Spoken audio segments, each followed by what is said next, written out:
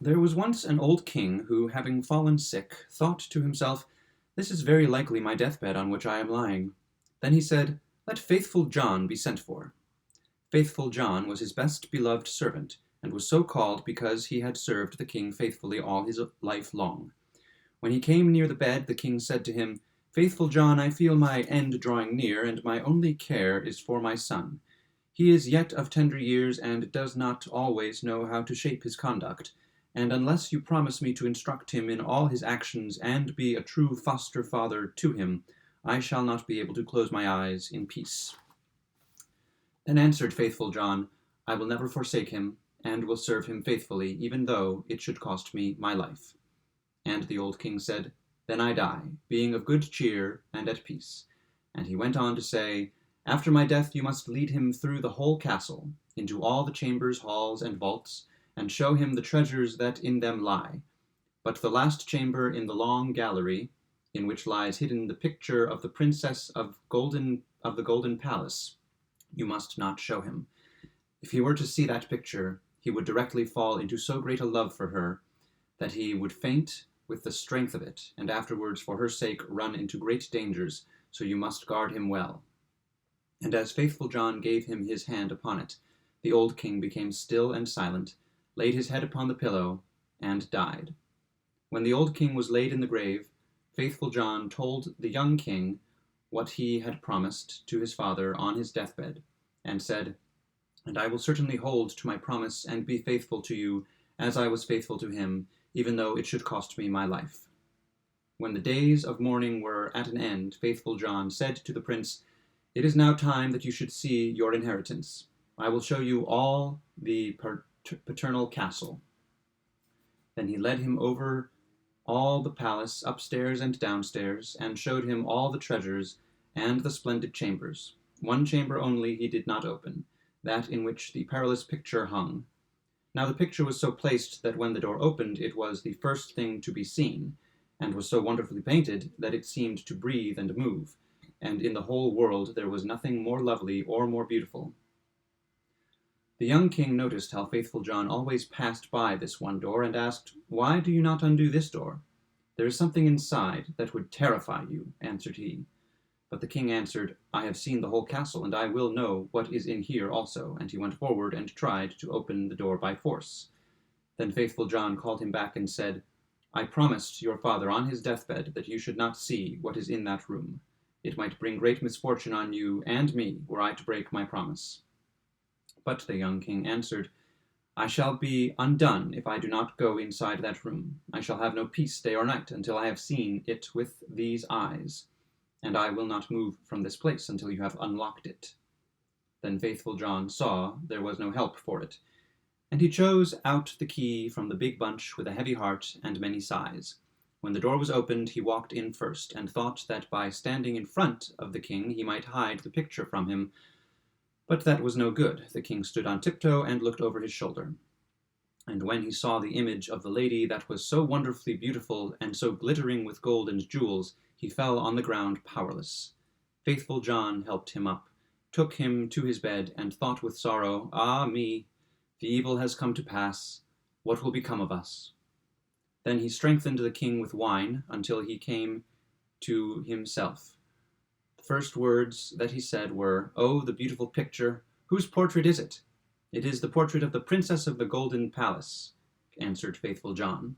Then the king said, "My love for her is so great that if all the leaves of the forest were tongues, they could not utter it. I stake my life on the chance of obtaining her, and you, my faithful John, must stand by me." The faithful servant considered for a long time how the business should be begun. It seemed to him that it would be a difficult matter to come at just a sight of the princess. At last he thought out a way and said to the king, "All that she has about her is of gold, tables, chairs, dishes, drinking cups, bowls, and all the household furniture. In your treasury are 5 tons of gold. Let the goldsmiths of your kingdom work it up into all kinds of vessels and implements, into all kinds of birds and wild creatures and wonderful beasts, such as may please her. Then we will carry them off with us, and go and seek our fortune." The king had all the goldsmiths fetched, and they worked day and night until at last some splendid things were got ready. When a ship had been loaded with them, faithful John put on the garb of a merchant, and so did the king, so as the more completely to disguise themselves. Then they journeyed over the sea and went so far that at last they came to the city where the princess of the golden palace dwelt. Faithful John told the king to stay in the ship and to wait for him.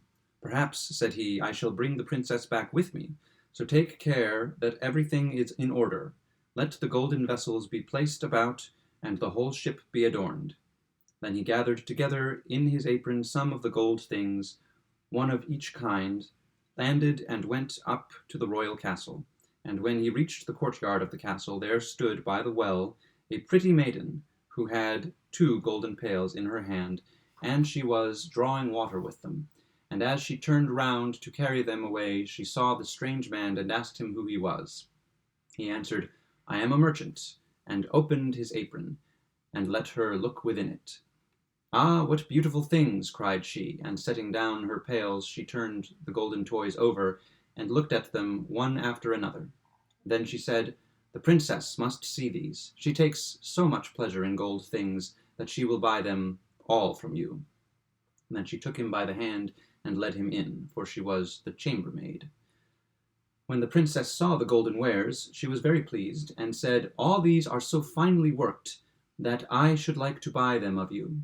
But the faithful John said, I am only the servant of a rich merchant, and what I have here is nothing to what my master has in the ship, the cunningest and costliest things that ever were made of gold. The princess then wanted it all to be brought to her, but he said, that would take up many days, so great is the number of them, and so much space would they occupy that there would not be enough room for them in your house. But the princess's curiosity and fancy grew so much that at last she said, lead me to the ship. I will go and see your master's treasures. Then faithful John led her to the ship joyfully, and the king, when he saw that her beauty was even greater than the picture had set forth, felt his heart leap at the sight. Then she climbed up into the ship, and the king received her. Faithful John stayed by the steersman and gave orders for the ship to push off, saying, spread all sail, that she may fly like a bird in the air. So the king showed her all the golden things, each separately, the dishes, the bowls, the birds, the wild creatures, and the wonderful beasts. Many hours were passed in looking at them all, and in her pleasure the princess never noticed that the ship was moving onwards. When she had examined the last, she thanked the merchant and prepared to return home.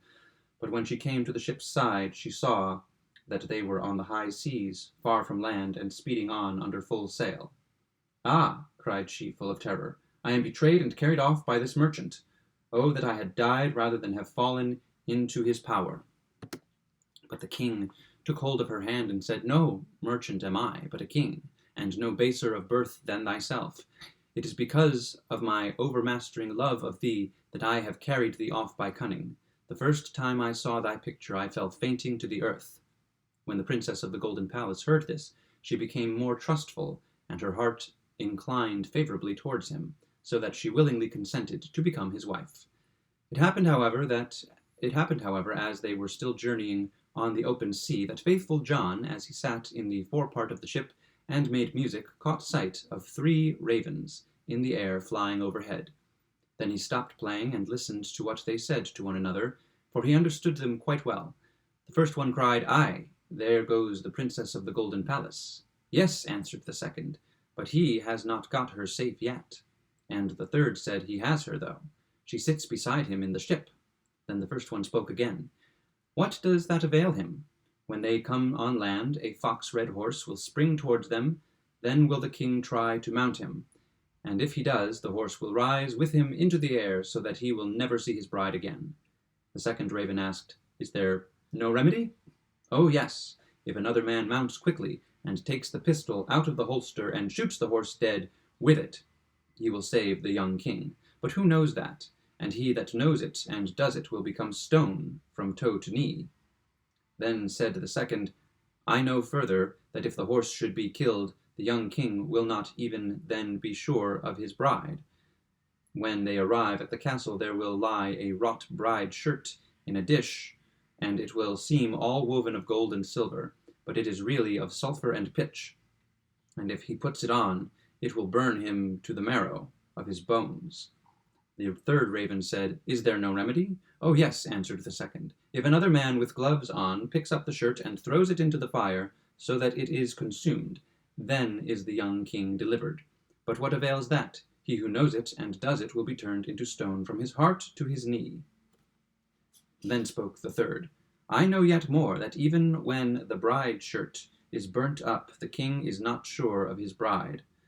When at the wedding the dance begins and the young queen dances, she will suddenly grow pale and fall to the earth, as if she were dead, and unless someone lifts her up and takes 3 drops of blood from her right breast, she will die.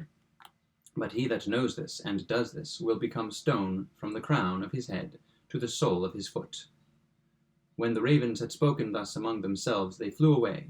Faithful John had understood it all, and from that time he remained quiet and sad, for he thought of him to himself that were he to conceal what he had heard from his master, misfortune would befall, and were he to reveal it, his own life would be sacrificed. At last, however, he said within himself, I will save my master, though I myself should perish. So when they came on land, it happened just as the ravens had foretold. There sprang forward a splendid fox-red horse. Come on, said the king, he shall carry me to the castle, and was going to mount when Faithful John passed before him and mounted quickly, drew the pistol out of the holster, and shot the horse dead. Then the other servants of the king cried out, for they did not wish well to Faithful John, How shameful to kill that beautiful animal, and that beautiful animal that was to have carried the king to his castle. But the king said, Hold your tongues and let him be. He is my faithful John. He knows what is the good of it. Then they went up to the castle, and there stood in the hall a dish, and the wrought bride shirt that lay on it seemed as if of gold and silver. The young king went up to it and was going to put it on, but Faithful John pushed him away, picked it up with his gloved hands, threw it quickly on the fire, and there let it burn. The other servants began grumbling again, and said, Look, he is even burning up the king's bridal shirt. But the young king said, Who knows but that there may be a good reason for it? Let him be, he is my faithful John. Then the wedding feast was held, and the bride led the dance. Faithful John watched her carefully, and all at once she grew pale and fell down as if she were dead. Then he went quickly to her and carried her into a chamber hard by, laid her down, and kneeling took 3 drops of blood from her right breast. Immediately she drew breath and raised herself up, but the young king, witnessing all, and not knowing why Faithful John had done this, grew very angry and cried out, Throw him into prison. The next morning Faithful John was condemned to death and led to the gallows, and as he stood there ready to suffer, he said, He who is about to die is permitted to speak once before his end. May I claim that right? Yes, answered the king, it is granted to you. Then said Faithful John, I have been condemned unjustly, for I have always been faithful. And he related how he had heard on the sea voyage the talk of the ravens, and how he had done everything in order to save his master. Then cried the king, Oh, my faithful John, pardon, pardon, lead him down. But Faithful John, as he spoke the last words, fell lifeless and became stone. The king and queen had great relief because of this, and the king said, Ah, how could I have evil rewarded such faithfulness? And he caused the stone image to be lifted up and put to stand in his sleeping room by the side of his bed, and as often as he saw it, he wept and said, Would that I could bring thee back to life, my faithful John. After some time the queen bore twins, 2 little sons, that grew and thrived, and were the joy of their parents. One day, when the queen was in church, the 2 children were sitting and playing with their father, and he gazed at the stone image full of sadness, sighed, and cried, Oh, that I could bring thee back to life, my faithful John. Then the stone began to speak, and said, Yes, thou canst bring me back to life again, if thou wilt bestow therefore thy best beloved. Then cried the king, All that I have in the world will I give up for thee. The stone went on to say, If thou wilt cut off the heads of thy 2 children with thy own hand, and besmear me with their blood, I shall receive life again. The king was horror-struck at the thought that he must put his beloved children to death, but he remembered all John's faithfulness, and how he had died for him, and he drew his sword and cut off his children's heads with his own hand. And when he had besmeared the stone with their blood, life returned to it, and faithful John stood alive and well before him. And he said to the king, Thy faithfulness shall not be unrewarded. And taking up the heads of the children, he set them on again, and besmeared the wounds with their blood, upon which in a moment they were whole again, and jumped about, and went on playing as if nothing had happened to them. Now was the king full of joy, and when he saw the queen coming, he put the faithful John and the 2 children in a great chest. When she came in, he said to her, Hast thou prayed in church? Yes, answered she, but I was thinking all the while of faithful John, and how he came to such great misfortune through us. Then said he, Dear wife, we can give him life again, but it will cost us both our little sons, whom we must sacrifice. The queen grew pale and sick at heart, but said, We owe it him, because of his great faithfulness. Then the king rejoiced, because she thought as he did, and he went and unlocked the chest, and took out the children and faithful John, and said, God be praised, he is delivered, and our little sons are ours again. And he related to her how it had come to pass. After that, they all lived together happily to the end of their lives.